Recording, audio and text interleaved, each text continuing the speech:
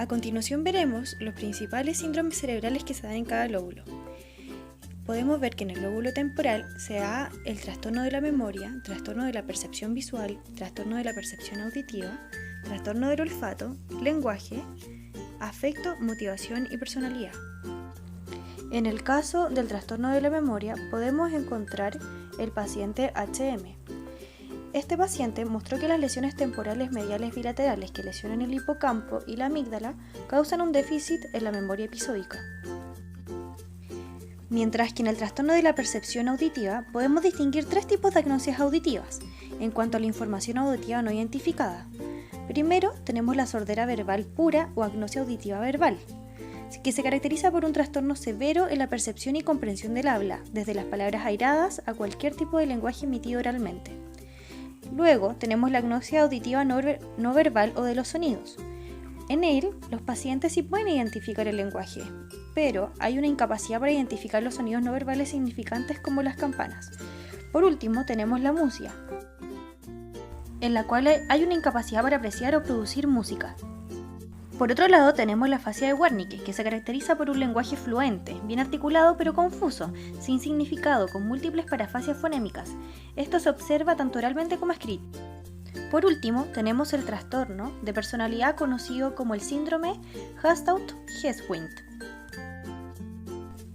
En cuanto al lóbulo frontal, sus principales trastornos y síndromes son el trastorno de control motor, síndrome del mutismo kinético, apraxia de la marcha, afasia de Broca, trastornos de la planificación, síndrome de desorganización de las acciones y los trastornos del comportamiento. Las lesiones en el área motriz suplementaria izquierda causan trastornos del lenguaje que se clasifican en función de su duración. Podemos encontrar los trastornos paroxísticos, trastornos transitorios de algunos días como la femia del mutismo y los trastornos más o menos permanentes como el síndrome de afasia transcortical motriz caracterizada. Por otro lado, un daño en el lóbulo occipital puede producir defectos en los campos visuales, ceguera cortical, visión residual, anormalidad en la visión para el color de origen central, ilusiones y alucinaciones, trastorno de la percepción del movimiento, agnosias visuales y agnosia visual de objeto.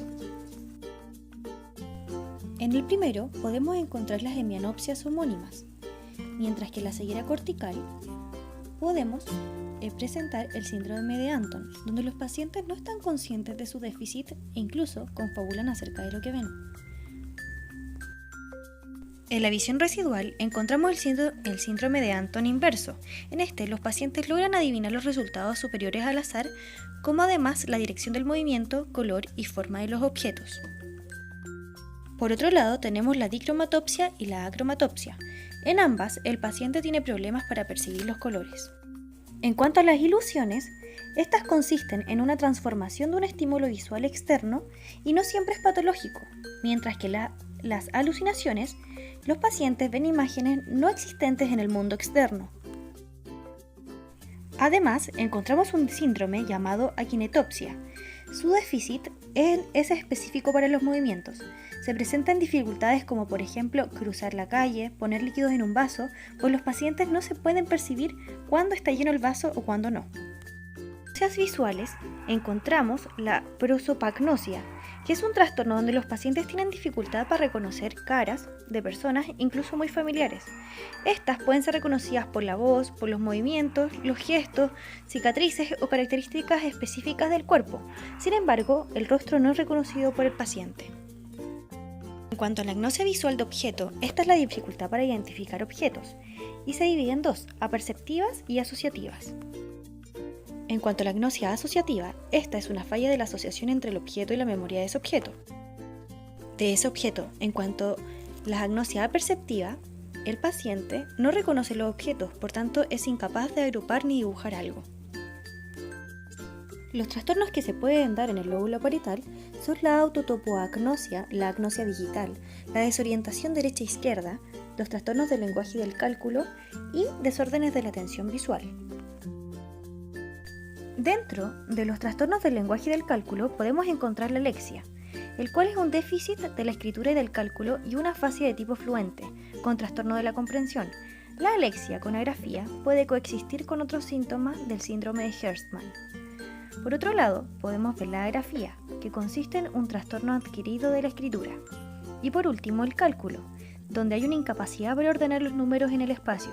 No se logran hacer operaciones matemáticas, con excepción de las operaciones automáticas que pueden ser realizadas mediante el lenguaje. Por último, en los desórdenes de la atención visual, encontramos la hemiasomatoagnosia, la cual es una falla de percepción de su propio cuerpo o la mitad como propia.